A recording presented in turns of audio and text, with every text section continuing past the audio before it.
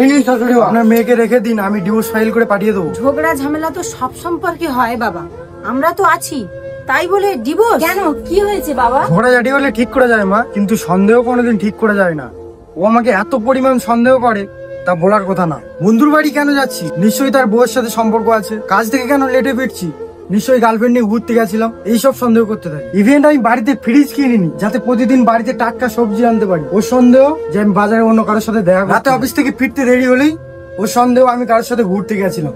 ক্ষমা করবে না মা, আমি আর ওর সাথে থাকতে পারছি না। দেখ মা, সন্দেহ সম্পর্ককে কোনোদিন মজবুত করে না, বরং ভেঙে দেয়। তুই যত বেশি ওকে সন্দেহ করবি, তোর প্রতি ওর ভালোবাসা ততই কমে যাবে। তখন তোর প্রতি ওর খারাপ লাগাটা তত বেশি বেড়ে যাবে। তোর এই সন্দেহের কারণে না তুই ভালো থাকতে পারবি, না ওকে ভালো রাখতে পারবি, না ওর পরিবারকে ভালো রাখতে পারবি। তুই নিজে দেখ, তোর সন্দেহের কারণে আজ তোদের দুজনের ডিভোর্স হতে চলেছে। ও তোকে ডিভোর্স দিচ্ছে, তাও তুই সন্দেহ করছিস, কারণ তুই ভাবছিস ও বিয়ে করে অন্য মেয়ের সাথে থাকবে বলে তোকে ডিভোর্স দিচ্ছে। কিন্তু তুই ভেবে দেখ, কোনটা তোর কাছে জরুরি, বিশ্বাস না সন্দেহ? ঠিক আছে বাবা, তুমি যাও, ও নিজে বুঝলে ভালো, না হলে ওর ডিভোর্সের ব্যবস্থা করো।